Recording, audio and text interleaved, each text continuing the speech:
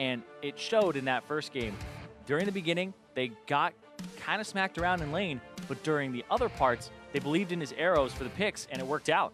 Glad to see him finding that confidence, sort of finding his comfort spot in this team and in the North American LCS. We'll have to see if Echo Fox can make this one a swift 2-0, or if FlyQuest is bringing us to game number 3. To start things off, FlyQuest is banning away both the big champions from Echo Fox in game number 1. LeBlanc and Graves taken out of the picture. Jace the final ban from FlyQuest.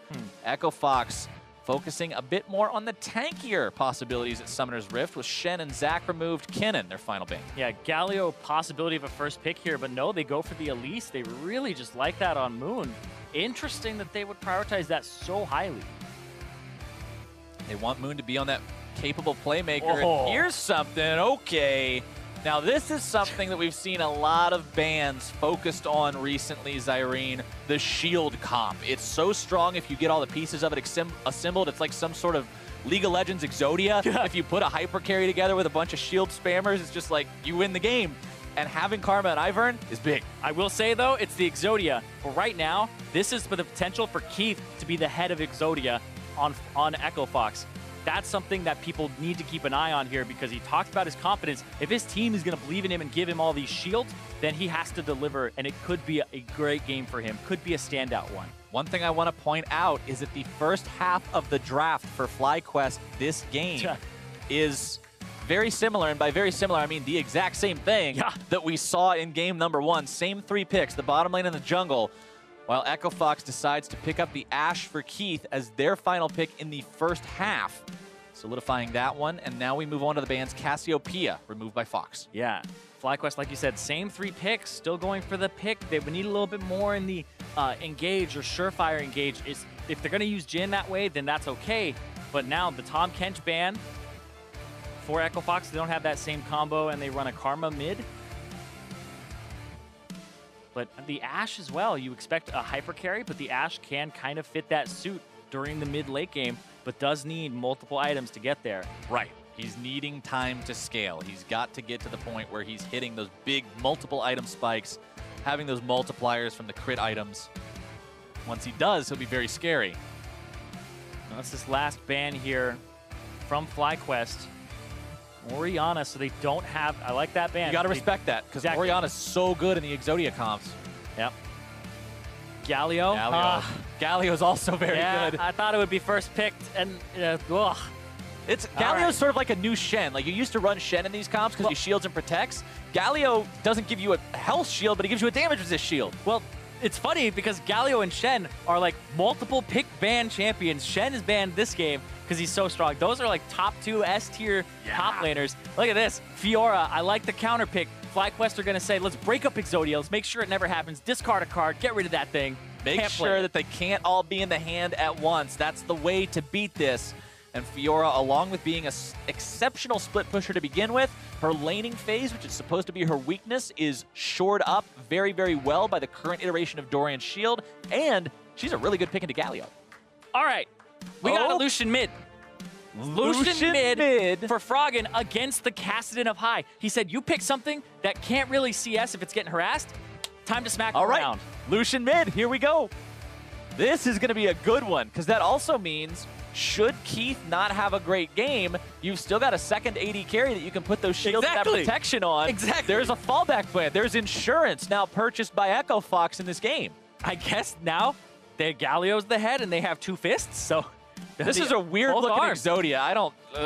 They got the Karma and the Ivern as the legs. You got the head as the Galio, and then you got the 2 fists. It's a 2-headed Exodia with 1 leg. I think you got 2 fists. The head's not doing damage. But it had the best stats. It brings it all together. Okay, it brings it all together. Fair enough. Fair enough. Echo Fox, though, they've got a team composition that's very, very scary if they are allowed to work together. Ivern, though, does not exactly match up stylistically when I think Akaadian. No. When Akaadian comes to mind, I don't immediately think, that's an Ivern player. I actually think the complete opposite. Yeah, it's the opposite. This guy plays Graves. He plays aggressive champions. He plays fighters. He plays gankers. Ivern much more of a support. Yeah, I would say, though, if you are trying to be the best team, Akaadian is a competitive player. He would learn these things, not stylistically up his wheelhouse, so it means he might have had to put in a lot of work to make this synergize with the team, to get it right. So definitely, like you said, we need to keep our eyes on him to see what this Ivern looks like in Akaadian's hands. It'll be an interesting one. We have seen other players in the past, players that don't seem to stylistically match up with Ivern, play the champion and not have fantastic performances on him. Peanut, Inori. Exactly. Players that you know for those aggressive champions playing on the Ivern, and you're like, I don't know about that one. Will Akaadian fall prey to that trap, or will he show us that he's put in the time and the practice to make this different style of jungler work? That's the question that could determine the outcome of this game. Froggen running cleanse in the mid lane this time, by the way, so it's 2 teleports versus 1. Yep. Also interesting that High has purchased a sweeper level 1. See what that's able to do for him here. This is a little bit peculiar. I don't know if that's is that an accident, do you think? Or No, I don't think that's an accident, because you would just tell it. Yeah, you would just change it. Yeah, you would just let it auto buy as you leave. So this is intentional. Are we gonna get some patented FlyQuest cheese somehow with a sweeper? I don't know. Sometimes experience sweeping it out. Who knows? Who knows what they have up their sleeve? It will be a rough lane for him, though. Even with the Dorian shield up against a Lucian, pre-level 6, Kassadin's not going to have too much fun. Yeah, absolutely. He's going to get shoved in. That teleport will help him out, though. Does have a Dorian shield and 2 potions, so it'll help him sustain. One of the best things about Dorian's shield, you get another potion on top of it, and the fact that it just makes it so that losing lanes kind of neutral. Fiora, another one of those champions, like I mentioned, one of her weaknesses is supposed to be, she's incredibly strong as the game scales. She's a hyper carry, but she has a bad laning phase. Dorian's shield bandages up a lot of weak laning phases. She actually doesn't have too much of a weak laning phase against champions like Galio. She can really just actually kill him like level 2 if he's not good with the vitals and positioning. And we'll have to play a little bit more defensively, kind of wave clearing with the Q and playing back. But the Dorian shield makes it so like she really can't get killed in that lane, especially since she has ways to riposte both of the abilities that Galio has to lock her down, and they're very telegraphed. So if you can't riposte that, then you probably just missed your whole keyboard. Echo Fox waiting for FlyQuest bottom lane to walk down into lane here, greeting them with some volleys and inner flames as Akaadian counter jungles away that blue buff. Yeah. Also important to note that this bottom side of the map, WildTurtle and Lemonnation got experience on the wave, but we're kind of pushed out. They'll sustain up though, because the Dorian shield did come through. And we'll see Moon actually does. This is a weird start for him, but look at that. Keith's here. Goes for the flash, wants to be able to set up the cocoon. Keith trying to put on some fancy feet, does not get himself away from the cocoon, and that is first blood over to FlyQuest. And now all you have to worry about is your topside jungle being gone. But guess what? It was already gone because the Ivern counter jungled you. And now let's see what happens here, because they lost the bottom lane. Akaadian doesn't have smite yet. He's going to mark this camp. Nope, didn't get there in time to do it. He'll have to try to do it from the brush, but it's getting pulled away from him. Good job by FlyQuest pulling that away, trying to prevent Akaadian from marking it, but Akaadian should get the mark off anyway. Yeah, they had to go because Froggen has so much priority mid. Look at how far up he is in CS already. 12 up over the Kassadin. I mean, when you can do that, 2 auto attacks into a piercing light for free, no response from High, that's what this lane's going to be. This is such an interesting draft from FlyQuest. I don't think you can prepare for this, but we'll talk about that right afterwards. This route as well from Moon. He knew his top side was pretty much going to be gone because of Ivern, but then the auto attacks and his cocoon. His cocoons have been on point both games. Got to give him huge credit for that. He has been predicting a lot of abilities with them. But yeah, this draft from Echo Fox, I want to talk about it a little bit because this is so hard to predict because they're scrimming in-house, like we said. They're scrimming their sub-squad. You don't expect them to run Akaadian on Ivern and run a double protection composition, let alone Lucian in the mid lane for Froggen, who's known for mages and late game scaling. Ball's trying to make a rotation mid, but Fiora doesn't exactly have the most CC in the kit to set up any kind of a play. Kassadin either, pre-6 at least, can't get on top of you for that slow, so that's not going to be too successful. Instead, just alleviates some pressure. Yeah, any pressure that you can get alleviated on your Kassadin, though, gets him some breathing room towards that level 6. High can push out this wave. He does have a cannon minion in this one, so it'll take him a little bit longer to push it. And Froggen will be back right in time with a Vamp Scepter only. Not a fantastic buy for him, which is a relief for High. Yeah, Looper also shoved out the top side back to triple Doran's ring, and he gets the walk back, not use his teleport. Deadly Flourish, not finding its way onto gate to follow up. You talked in game number 1, Zirene, about the stun into stun, the Jhin Zyra combo power. Didn't quite find its mark there. Yeah, it hasn't really been finding its mark in this series at all. Keith, no flash from earlier. Got picked off. And we'll see High. Too many minions for Froggen to fight in right now. And look at High's build, just going for resistances right off the bat, making sure that every little bit of damage that Froggen does to him is negated, and then he'll have that regen from the shield. So Froggen, you know, he's going to have to punish very hard, but High, the punish has to be much harder than before. And this also... I like the itemization, though. I do like this choice. What's going to stop you is falling too far behind early, and High's making sure he minimizes that risk. Froggen, though, not afraid to play up, flex those muscles, and keep High away. Yeah, he has a Vamp Scepter, so he can play like that. He can play pretty recklessly and just go for it. He also had Akaadian on his right side protecting him. And this right here, go to the bottom. Yep. Out-trade the Galio. And you can see, like, right there, even in CS, both of them didn't have to use their TP, but Balls hasn't backed yet. That's a Fiora with a Doran shield up against triple Doran's ring, winning that trade. The matchup definitely not in his favor. Look at this, Froggen with a culling. Gets himself away. But not having that level 6 when your opponent does can be really rough. Yeah, they're looking for Moon to come up and help him at least pick up some of this CS here underneath the turret. High, almost 6. Froggen out of mana too. He'll be just fine. Trigger Seed will block a little bit of that damage. FlyQuest still trying to jump in on this one, but Lemon's going to be bound up by the Root Caller. So what they're doing is they're giving High a better push / back, and they're sacrificing bottom for that. And they're trying to put pressure on Froggen because right now they need to keep both Echo Fox's carries down so that they can't get to that mid game as quickly. Whereas FlyQuest, Echo Fox trying to keep that Kassadin down, make sure he can't become this AD carry slayer. That is one thing about these Exodia comps, is if the carry falls behind, you're not very threatened. Yeah. You got a bunch of shields on a guy who does no damage, so who cares? Just kill the shielders, pick them apart piece by piece. Exactly. You have to have big threats. And the Ashe and the Lucian, not what you would consider huge threats, but luckily for Echo Fox, they've drafted this into a composition that has no tank. Nobody on FlyQuest is really going to prioritize armor at all. High has done it in the early game to survive, but then really be like maybe Moon in the jungle. But then he loses that pressure. The most tankiness you're likely going to see is a Ninja Tabby into a single armor. It's not going to be somebody that's stacking a Sunfire Cape into a Randuin into a Dead Man. Yeah, and this is going to be such an interesting mid-game because Echo Fox's team wants to group up or maybe have Galio split a little bit or at least answer a split and then use his double globals to get in. But FlyQuest, 100% 1-3-1. Fiora, win whatever matchup. Just try to 1v1. League of Legends is a 1v1 game now. Put it onto Magma Chamber. Put yourself in Howling Abyss 1v1. Rip Magma Top lane, let's go. And I definitely think that that's what you want to do. Split up the map, and you put Kassadin in a different side lane. Because then it's like, who's going to answer him? The Lucian? Well, then you can get engaged on your mid lane unit, and that could be an issue. But I definitely think pulling the team apart is what FlyQuest are going to try to look for. It's what they've got to do. Balls. Not giving Looper any breathing room, exactly as he needs to be playing it. Looper, remember though, with his teleport and his ult together, he's got a way to pretty much get into any fight that he wants.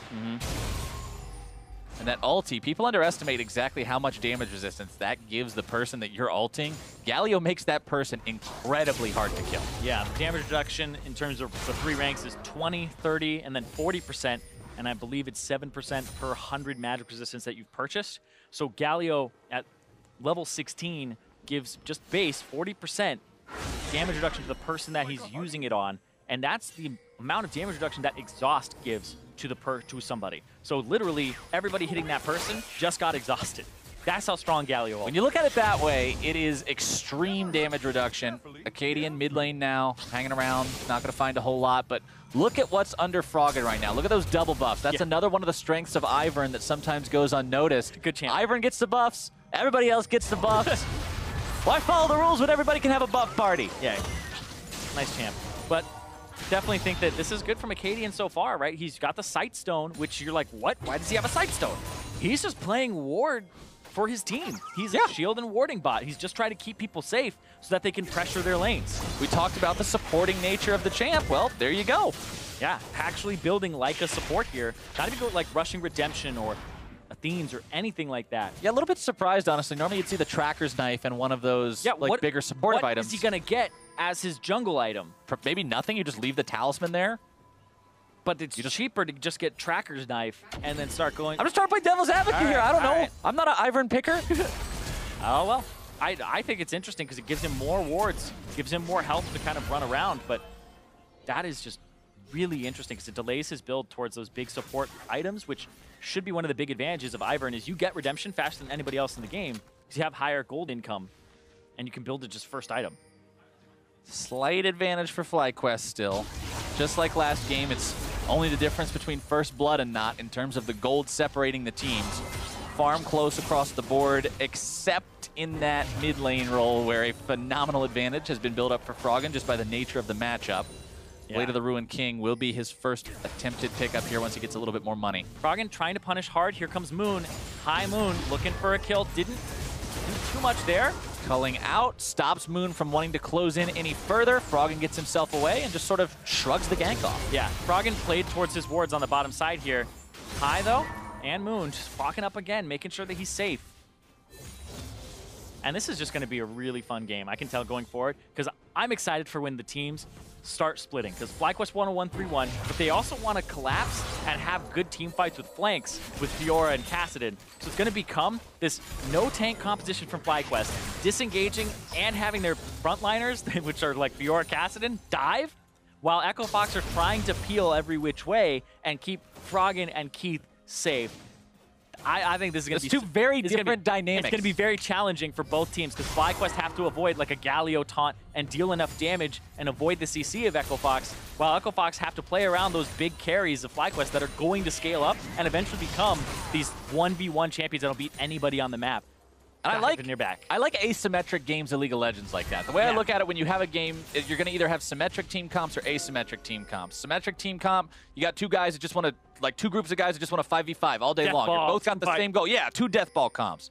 Asymmetric team fight, asymmetric game, you've got something like this. You've got one team that wants to fight as a group, wants to fight as a 5-man unit, the other one trying to play that flanking, that split-pushing style, and that means you get to see a contest of who made the other play their game, and that's really fun to watch. Yeah, it depends on the pressure in the early game and what choices you make during the mid game too, but those are always so much fun. That's what I like.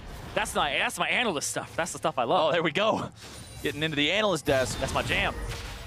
Once again, now, FlyQuest, though, you got to keep in mind what happened last game, because things looked good at the start, and then the Baron.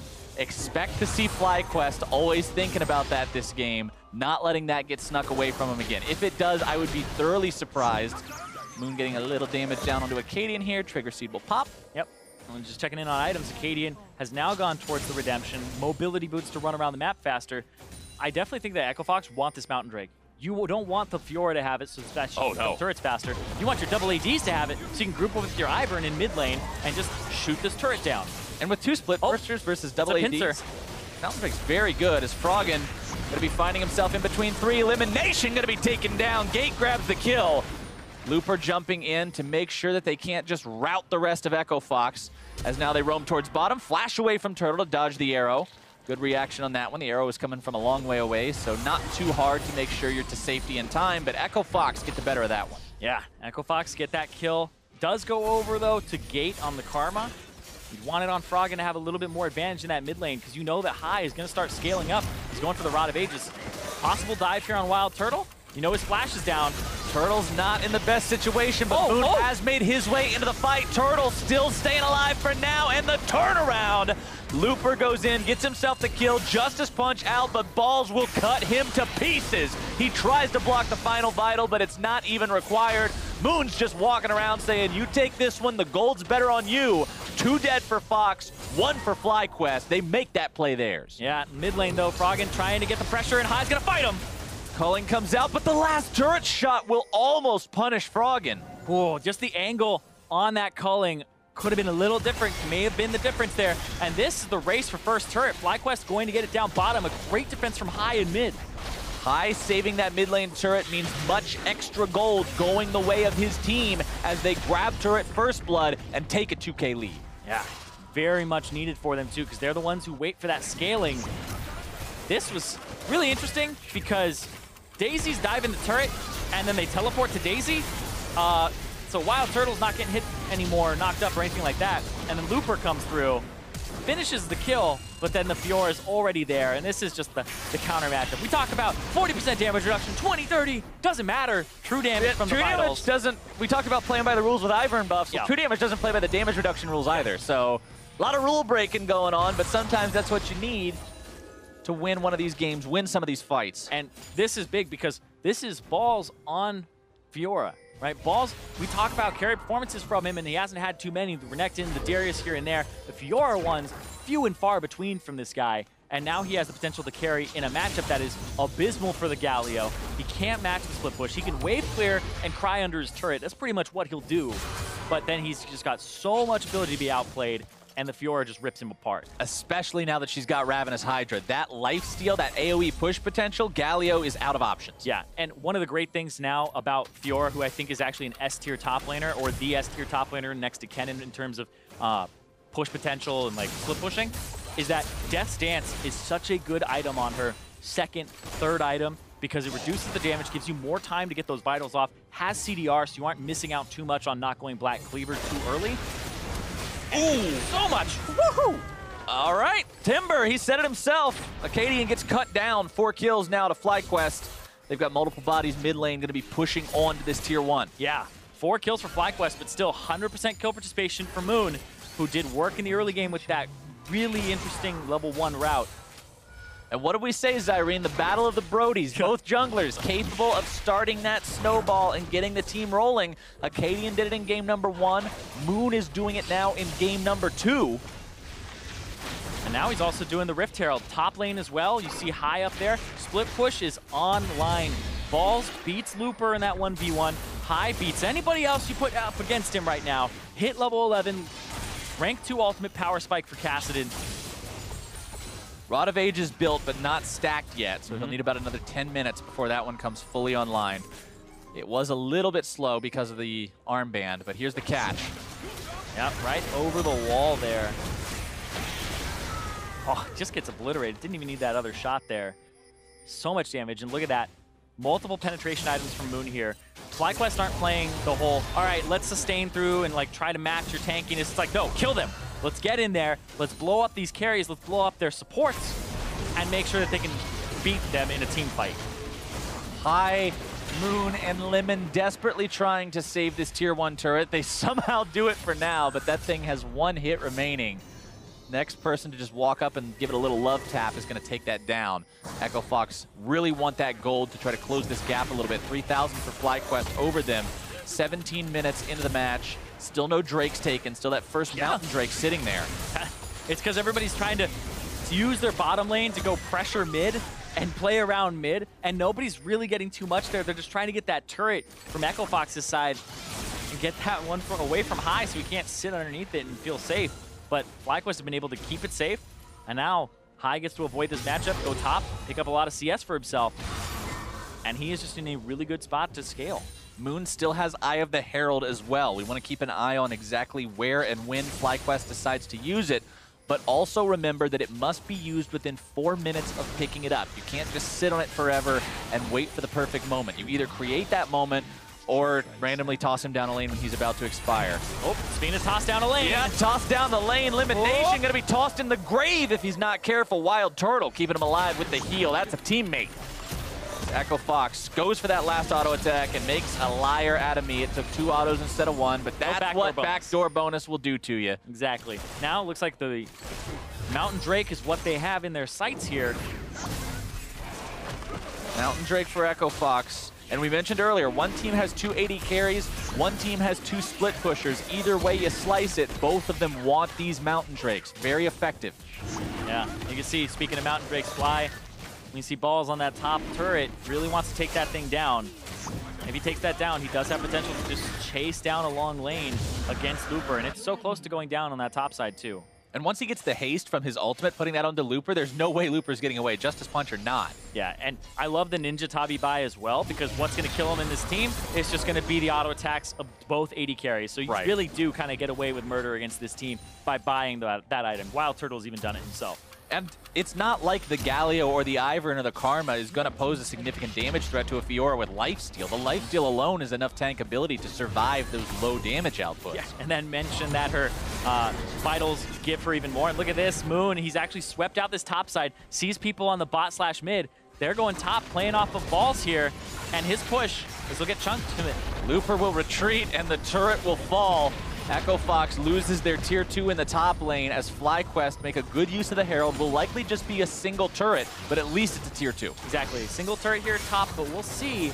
They'll get another charge on that mid lane if he escorts it in. Oh, yep.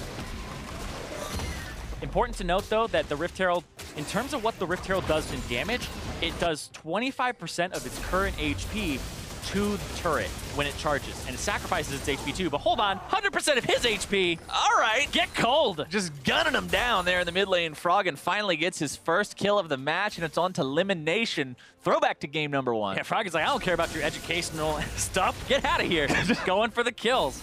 But that's exactly what they need too. This Lucian will pick up the Black Cleaver, and then he'll be able to actually just deal a lot of damage. Pretty much everybody on FlyQuest and have some survivability, but I definitely feel like this isn't the same type of hyper carry that we're used to seeing with these types of composition. They went for lane bully.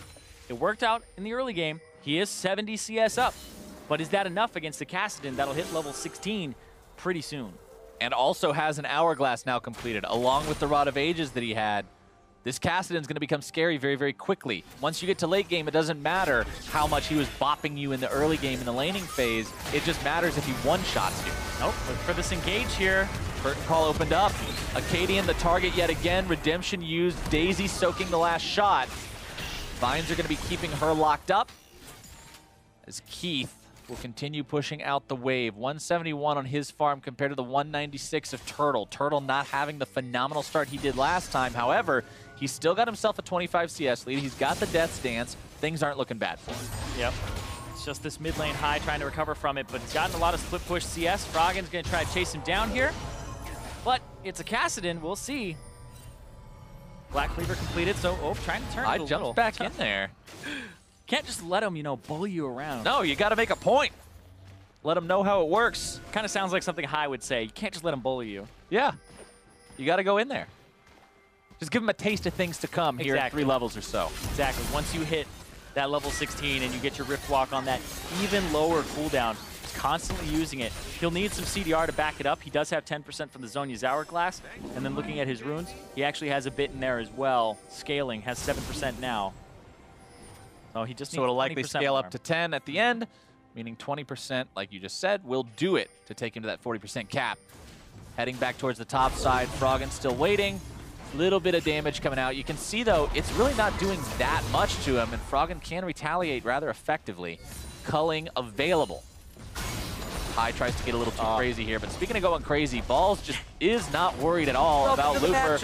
Just auto-attacking this, a nice riposte to block the Justice Punch, and now a grand challenge is issued. The Vitals will be popped. The heal comes out. Balls will not go all the way in on this one, but he scares Looper away and again asserts his control over the split push situation. Oh, WildTurtle going to be stunned up, might just be taken down. The damage is not enough for now, but it will burn him away. Gate grabbing the kill, Akaadian in retreat, Culling coming down, Lemon over the wall, High into the mid lane. He'll try to do something, but he just gets exploded. Froggen now retreating. There comes your Galio ulti, keeping him safe. The damage reduction comes in clutch to keep Froggen alive. Yeah, everybody on Echo Fox stays up, and they trade 0 for 2. Wouldn't even call that a trade. They just robbed him. And that was right next to Baron as well. If they didn't get all that damage off, that could potentially be one for Echo Fox there. But WildTurtle walked up, face check, gets out, but he's burning down there from both the Death Dance and the Ignite from Gate. But then Akaadian is just focused high, rooted up here, but then the taunt from Looper afterwards is what gets him and keeps him in place. They can catch the Kassadin out with that after the Zhonya's. And then kept Froggen safe. Exactly. Great call out there on that. And this is live. Here we go again. Balls this time going to be the one who's a little bit too far forward. Remember that as a Fiora, you are exceptional in a 1 versus 1. You can riposte the guy, you can take him down, but if you find yourself in a 1v5, yeah, I feel like you split the map here. Like, just look at what he's going for. It's potentially Bloodthirster / Death's Dance. I think the Death's Dance is such a good purchase on Fiora to put that damage on, lay away and you're just like, all right, he'll come back later to haunt me, but you just heal through it all. The whole time. You heal so much off of it, and it has great synergy with Ravenous Hydra. The physical damage you deal from Ravenous Hydra heals you as well, but hold on. Lemon. Stuns, damage, Lemonnation brought down. Balls now finding himself caught between a rock and a hard place, and an entire Echo Fox team. Fed Fiora or not, it's very, very difficult to get away from these kinds of situations, but it looks like he just might pull it off. Froggen wanting to chase him down. Culling comes out, and he is out of there. FlyQuest lose 2, and the call might just be for Baron. Yeah, 3-0-1 for Froggen, and most of those are off of culling kills. He's been doing some work on this Lucian, looking for a pick here. There's Moon the Galio. walks a little bit too close. Turtle and High hanging around nearby, but Moon is still going to be taken down. Now the taunts come out. High is trying to escape. Turtle will not. The damage from Keith will find the kill. High is on the run, but this is a resounding Echo Fox victory. And Echo Fox will now turn on the Baron. They've been playing from behind in terms of map pressure and in terms of gold for the past 10 minutes. This is going to be the comeback for them right here off of 2 fights. Game number 1. It went the way of FlyQuest until Echo Fox took a Baron. Yep. Game number 2, it went the way of FlyQuest until Echo Fox took a fight that gave them a Baron. Yep. And now Froggen shows up to the Infernal Drake pit, says, thanks for the leash, I'll take that. If they can get the Infernal Drake on these 280 carries, plus that, gonna go. He gets it anyway, and High ends up jumping into the pit, but Lemonnation there in time to keep him protected. Oh. High will grab the shutdown thanks to the support from his support, but the Infernal Drake goes the way of Echo Fox. Yep, Froggen picks that one up, doing work for his team. High, this was a great setup here because they are living in the jungle. The catch on Lemonnation is not expecting them to be there. This was well played from Looper. The way to outplay the Fiora as Galio, you don't have many options, but what you do is you Justice Punch, and if she uses Riposte, you are immediately holding down taunt. You can channel your Durand, your W, and it goes through CC. You keep channeling it up, and then she can't riposte both. So she'll riposte the Justice Punch and return that stun. You get stunned, but then you taunt her immediately afterwards. And then Moon just gets too close to that brush. Yeah, and then Looper again, great taunt there to lock up 2 and to get them a kill onto WildTurtle. Now Echo Fox with a 9-5 lead. They've got Baron, however, their lack of turrets still puts them at a gold deficit. That's what they need to use this Baron buff for. That is the weakness they need to shore up. Exactly. This mid turret, though, still standing for Echo Fox. They still have the central part of the map in control. It's these side lanes that just keep getting shoved in by both the Kassadin and the Fiora. And I feel like those team fights, you shouldn't be taking those as FlyQuest. You don't have the level 16 Kassadin. He doesn't have the CDR he needs to reset. He was using the Zhonya's to kind of cover that area where he just Rift Walks in, Zhonya's, then you'll have Rift Walk again and cover that gap. But also, you should just play to the side lanes. FlyQuest are way better in a 1-3-1. Balls at the enemy inhibitor turret. Echo Fox struggling to find an answer for this. Taunt onto the Fiora, more damage coming out. Meanwhile, Echo Fox in the mid lane taking down the tier 2 with Daisy. Ivern, not only is he effective at keeping his allies alive, he's effective at taking enemy turrets using Daisy to tank for it. Arrow finds its way out onto Moon, who's going to be soaking a lot of damage there from Froggen. Daisy being burned away, turret going to be dropping now rapidly as well. Echo Fox has broken the mid lane inhibitor turret. Now they're going to be looking for inhibitor itself. Froggen turning back onto WildTurtle, who pops the heal for both himself and Lemon. High is way too low. And Keith, the confidence to go for that. That's what I'm talking about. They grab the enemy mid laner, the mid lane inhibitor as well. And now Echo Fox have found themselves a spot to regain control of the map, even up these turrets, and consume everything that FlyQuest has worked for. And what happened here is they didn't back. They're running towards bottom to catch balls because he was all the way up at that turret, and Galio has been chasing him down. Looper's been looking for him. He's trying to TP away. There's no CC here. Galio's going to go in. Can he get him? Galio trying to taunted up. Balls is done, and Echo Fox find their pick. Now the push will continue in the bottom lane. That tier 1 is free money, Zirene. That snap cast of the Shield of Durand from Looper to just interrupt it. Didn't hit the Justice Punch. Didn't need it. Just the gap closed there.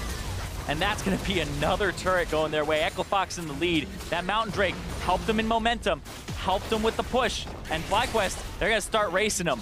FlyQuest trying to say, okay, we're going to race you guys mid lane, taking down tier 1s for tier 1s, T2s for T2s, but FlyQuest also has to push against super minions. Yeah. FlyQuest, this is not a race that you want to take, as Echo Fox has 2 AD carries. They have a Mountain Drake. They take down the tier 2. Now they're heading for inhibitor turret number 2 for Echo Fox, and FlyQuest has to stop this. And this is FlyQuest just saying, we have to get something back for this to keep up, because I definitely think that the wave clear from FlyQuest with this composition sucks. It usually does when you have a Kassadin and a Jhin. You don't have like a Sivir, you don't have a wave clear mage mid, so they're just trading turrets and saying, that's what we have to get. You'll get 1,000 gold, we'll get 1,000 gold. You get 2,000, we get 1,000, instead of just going for, you get 2,000 or maybe 1,000, and then we have to sit here and wave clear. We're trading for wave pressure, and I think that's appropriate here, because they don't stand a chance in a wave clear situation. Problem for them is now they're down 2 inhibs, which typically puts you in one of those real bad situations where there's free pressure in 2 lanes and your opponents decide to push the 3rd. Yeah. Echo Fox is sitting in a very pretty spot now. Little over 1,000 gold for their advantage. I mean, the gold difference itself doesn't seem that big, but when you've got all the extra map pressure, when you've got those 2 lanes of super minions, when you've got the current momentum of the game behind you like this. Yeah, and what the super minions will do here is pretty much just slow down Balls from getting that bottom inhib and give enough time for Echo Fox to shove top, potentially get these turrets all the way down to that inhibitor. And even if you get bottom inhib now as FlyQuest, you're just evening things up.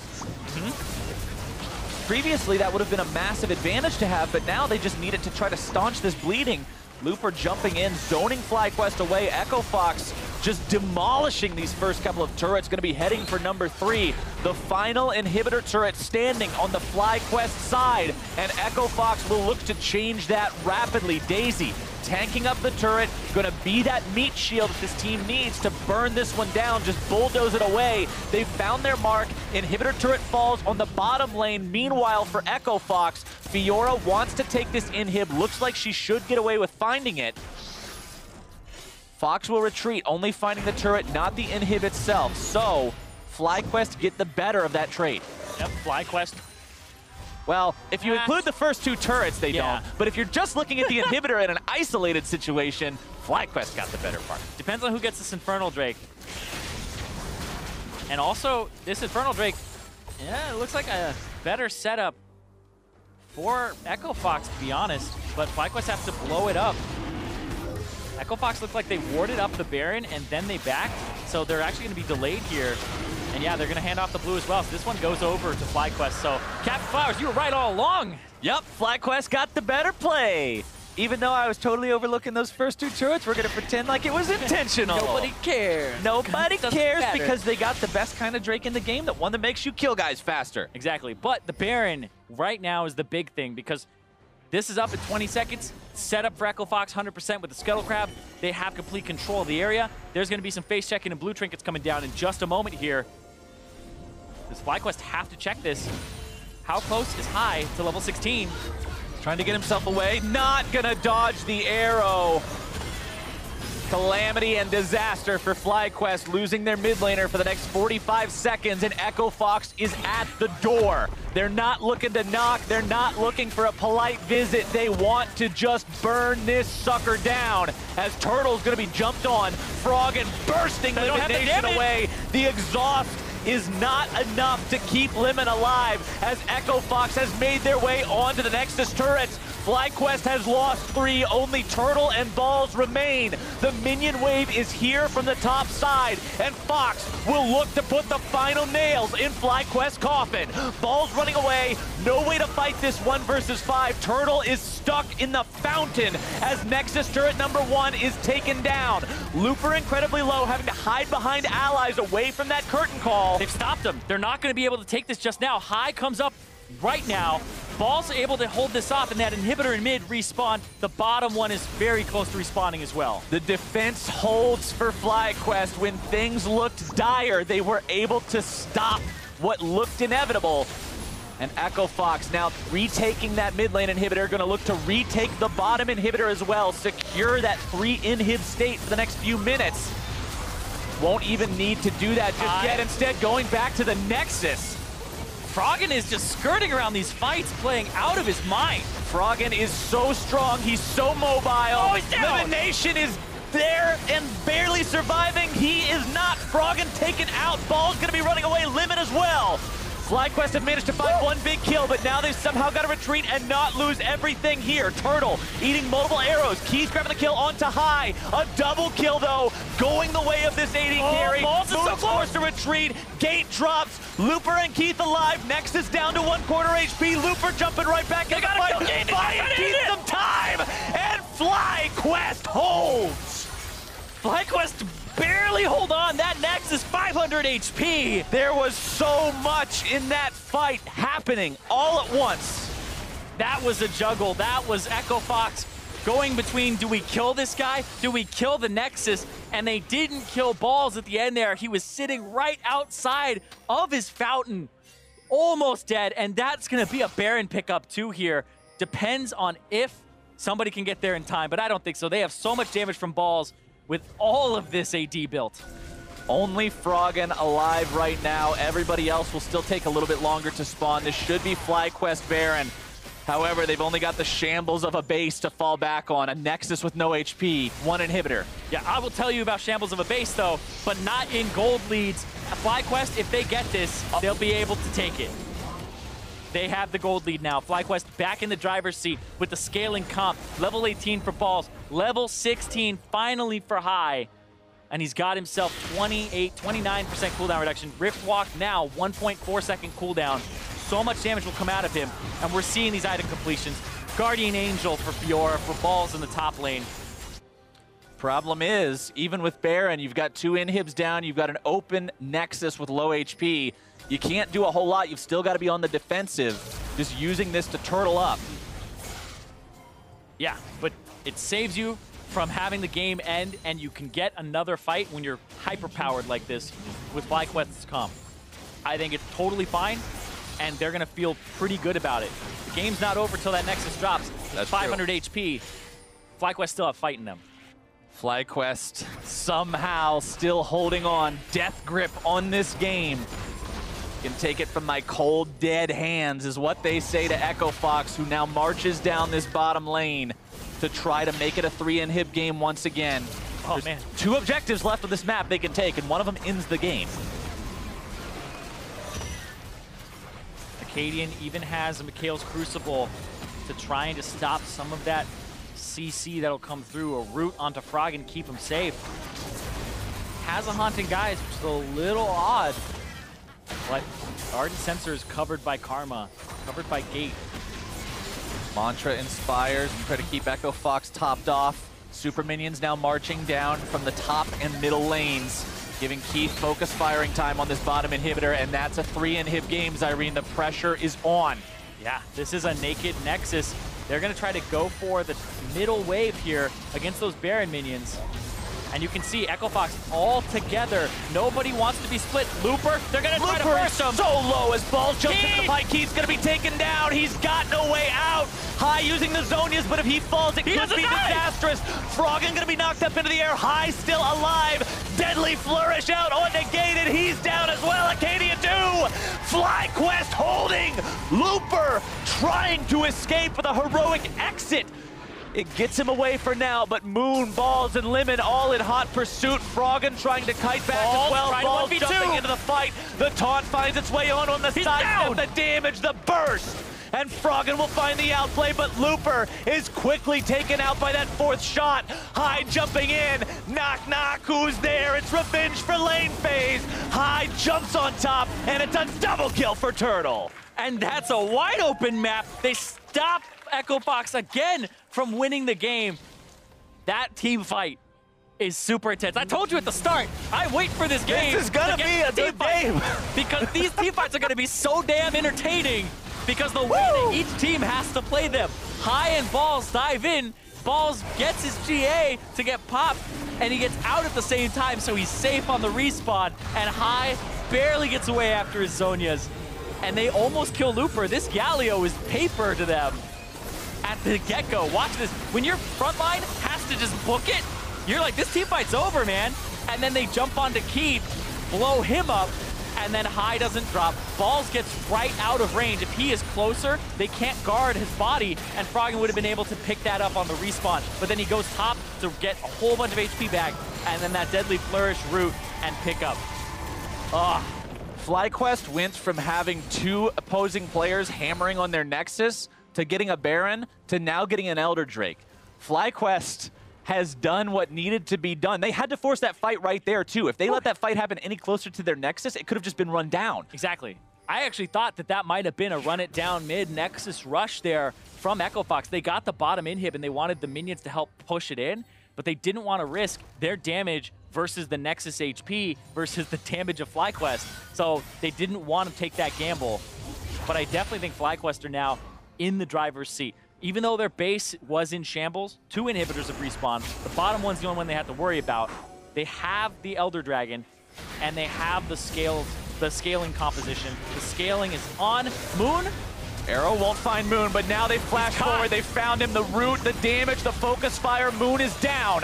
Froggen took the damage, but he's not going to be popping just yet. Looper destroyed. It's 1 for 1. As the curtain call opens up, Echo Fox having expended resources for these kills. The 4th shot will miss thanks to the flash from Gate.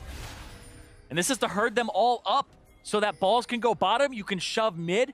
And now High will back with teleport coming off a cooldown literally right now. Clear out bottom wave so there isn't pressure on him. And now FlyQuest have reclaimed the whole map with the Elder Dragon too. If FlyQuest can continue this momentum, they still may be able to find victory yet in this match. Riposte used, but the damage continuing to be poured out. Gate and Keith trying to keep themselves alive, getting back now. Turtle grabbing the credit onto that inhibitor there in the bottom lane. FlyQuest in control, Zirene. Yeah. Like I said, this is just going to get worse for Echo Fox. If they didn't end the game there, it's not going to get any easier. It's going to get much harder. Fiora doesn't give a damn about your top laner being a tank. She doesn't build any of those wussy tank items anymore. This is late game Fiora. This is the one that's popping you for so much per vital. Like, remember back in the day, we changed how much damage the vital does based on how much AD you have. That ratio got changed. Fiora used to just build Ravenous Hydra Black Cleaver, then Spirit Visage, stuff like that. Every item she has, except for QSS, has AD on it. That's going to have AD momentarily when it evolves into a Scimitar. The Guardian Angel has it. The Death's Dance has way more than it did before, and you didn't even purchase that item in the first place. She shreds tanks, especially better than she did before. Her passive does so much damage, too, when you have that much AD with how much it scales. The Vital procs are just deleting anybody they happen to hit. And when you can put 4 Vitals onto Looper like that, he's just not a frontline anymore. It doesn't matter what kind of itemization he has. Yeah, she does 64% of their max health when she gets all 4. But hold on. Galio ultimate trying to keep Keith safe. Looper's going to eat that 4th Jhin shot. FlyQuest with the inside track here on the mid lane, zoning Echo Fox away.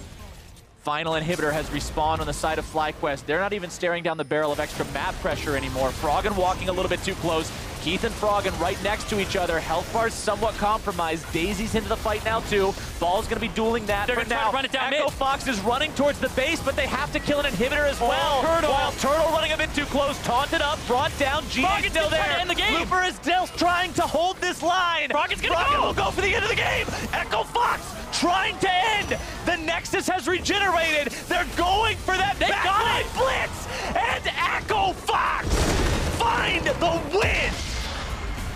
They are taking us to game 3. 2, sorry. That's it. I can't even. Game's over. That was insane. I cannot believe that they just found that opportunity for a victory when it looked like for sure they would not be able to hold on against the scaling of FlyQuest. That just blew my mind. I am so sorry about that, because that was incredible. Because FlyQuest had all of the options, but they got juked in mid lane, and it got completely wrapped around. This week on the breakdown with Zirene, that play, that was the exact kind of thing that you remember for a long time.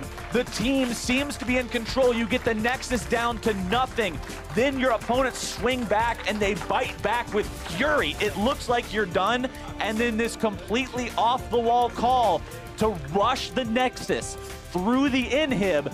absolutely crazy and absolutely worth it. Yeah, our first 2-0 as well. Yesterday was all 2-1s, comebacks, etc. But this game, this match, had it all. Both teams had opportunities to win these games. And those mid-games in the first game, and now was this late-game decision-making. Echo Fox were known for screwing up in the mid and late game, but having this great early game. This is a promising start to their split. What an ending to a game. For the inside story, though, we're going to look a little bit deeper at what's happening with this, because we talk about everything looking bad for Echo Fox towards the end, right? And I was honestly surprised with the way that this game looked. Yeah, I mean, I'm calling out game 3, like, what? Yeah. We're both thinking game 3 as it happens, because when you get to the Nexus and then your opponents take a Baron and then a team fight Ace and then an Elder Drake and then another team fight and then your Inhibitor. And like, it feels like the team fighting comp can't team fight anymore. And that's exactly what Echo Fox did. They said, we can't team fight them. Let's just go straight for it. I thought it was the call they were going to make initially when they went for that one team fight in mid. I thought that they were going to go straight for it because that Nexus is so easy to kill for your carries, and they just pulled the trigger on it. That was decisive shot calling. That was Froggen at the helm. That guy put up a huge performance, was able to flame Horizon very early on, 100 CS up over his lane opponent.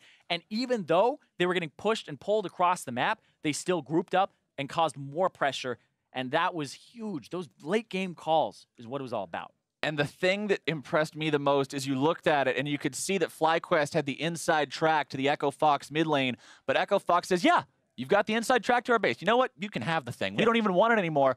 We want yours. Exactly. And as soon as FlyQuest stepped up, Echo Fox loops behind. They get there faster, and FlyQuest goes, wait a second.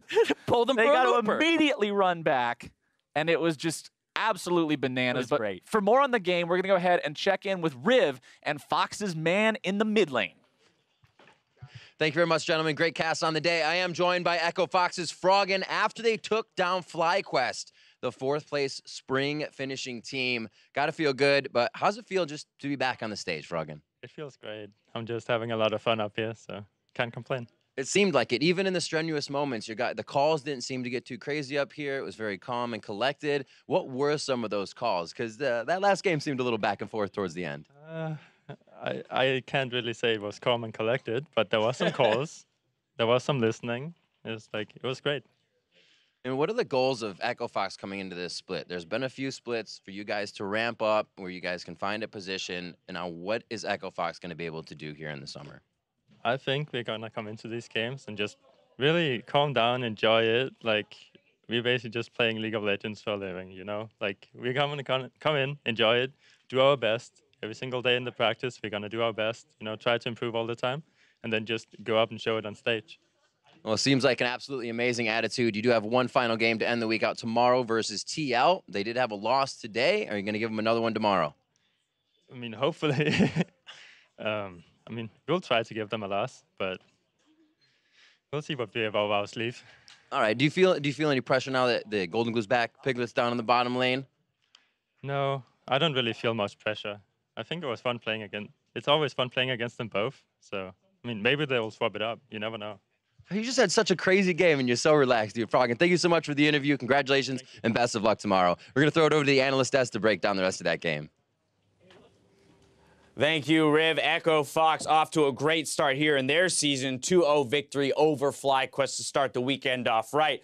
But strangely enough, looking at this champion select, it's not necessarily a team comp that you would say fits Echo Fox's play style, at least as we've seen it in the past. Building around AD carries, and Keith is not someone that you would normally say, hey, let's put all of our, resources behind him. Yeah, you look at game 1, it was kind of the Froggen and Akaadian shows. They're picking up a lot of the kills. This time with Akaadian on Ivern, they take the Karma early on. You're like, okay, so they're building a protect the AD carry comp. What AD carry are they going to go? You see the AShe again for Keith, and that does not scream, that's what that comp wants to do. Exactly. FlyQuest, to me, makes a little bit of a mistake going for the Kassadin and blind. They don't think that Froggen has a counter pick that he's going to play into it. Turns out he does have a Lucian counter pick, which also rounds out the comp perfectly. So great draft out of Echo Fox here. The one mistake, of course, is the Galio blind without a Fiora ban. There's a reason you see the Fiora ban all the time when someone's looking for a Galio, and this is why, because they almost lost this game just completely off the back of that small mistake in the draft. Absolutely, and so we kind of set ourselves up in a position where FlyQuest obviously going to be looking to spread the map out, keep that Fiora in a side lane, possibly even 1-3-1 with the Kassadin in a side lane.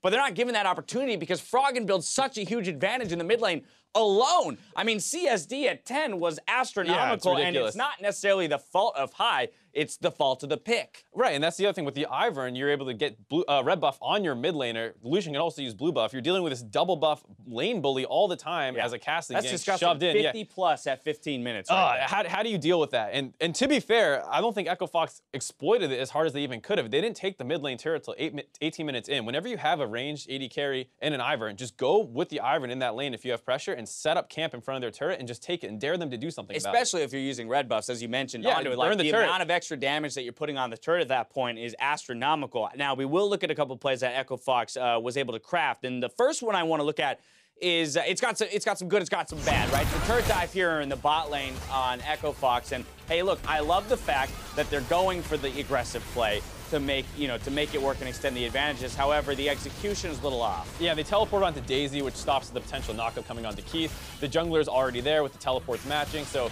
the fact that the dive on the AD carry wasn't clean gets enough time for the rest of the members of FlyQuest to collapse there, ends up not going their way, and this is when you start getting a little scared because the Fiora Galio counterpick starts coming online, and it starts taking turrets, just tanking it in front of the Galio. He can do nothing about it. Absolutely. We saw at one point Balls having no trouble with the 1v1 in the side lane and even pressuring the inhib. It just seemed that FlyQuest didn't give themselves enough time to either let that play develop or they were face-checking an FlyQuest that was controlling Baron vision quite well. Yeah, and I think that's the big thing is that FlyQuest as a team last season, I think where you said they would struggle would be with their mid-game control in terms of being able to do things other than, oh, Akaadian and Froggen are super strong. This time around, they're actually able to get a lot of good vision control and start opening up FlyQuest 4-man core, which is mostly looking to hang on. Here, after forcing out the teleport in a previous play, they're able to find Balls grouped up with the team, as well as Lemonnation trying to get Baron vision, and they're able to start getting picked off here. And this is exactly what you want to see as a FlyQuest fan who is concerned about, well, what are we going to really change from last season, given the fact that there was no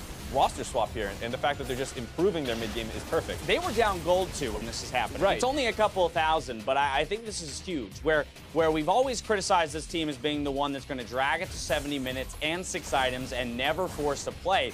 Even in the deficit here against the 1-3-1 or 4-1 split, they're the ones controlling the vision. They're the ones forcing FlyQuest to actually have to make moves and respond to them around the map. And that's huge, because if they sit there and wait, sometimes with the double AD carry comp and the shields, you're like, oh, we'll outscale. But this is a game where maybe your team fight outscales, but you do not actually outscale in terms of how the game will play out. You will have to keep sending people to deal with that Fiora, otherwise the game will fail for you, and actually just being able to force FlyQuest to face check them at Baron controls that Fiora pick. Player of the game going to Froggen on that Lucian, primarily for the lead that he built. Again, as you mentioned, having the double ADCs along with the plenty of shields and safety that Galio and Ivern Karma provide, it kind of made for a really well-rounded comp and had multiple options for who would carry. Froggen this time stepping up to the plate. Yeah, it's one of those situations where sure you build the comp around him, but he still needs to execute it, dominates the laning phase, gets assistance from his team, letting him kind of run wild in those team fights. You see the Galio protecting him in that last pickoff situation. A lot of stuff to help him, but he still needs to actually make the plays work. Right, so this actually really excites me for what we might see FlyQuest grow and evolve into throughout the split. On the side of FlyQuest, what's your preliminary assessment of this roster with WildTurtle in the mix? It feels like sometimes, like, Turtle was able to make a couple plays. You saw him turn around that dive a little bit. In the first game, they were actually winning in bot lane a little bit again, being able to flash in a couple times, and that's what you want to see. He still got picked off in the side lanes, which is sometimes a problem, but it did feel like the whole team didn't work well together, didn't enable Balls to go, split push that entire game. There were times where Turtle, once again, face-checked after throwing a blue trinket in mid lane when they're hitting Baron. Blue trinket the Baron, and don't check every brush. Just make sure they're not on Baron and let your Fiora go. Don't check every brush the way he was doing there. Felt a little disjointed, but we'll give him allowances as it is just week 1. However, FlyQuest out to an early lead here on NA LCS 2. There's still more League of Legends coming your way. Up next, Team Dignitas hits the Rift against Envy. Don't go anywhere.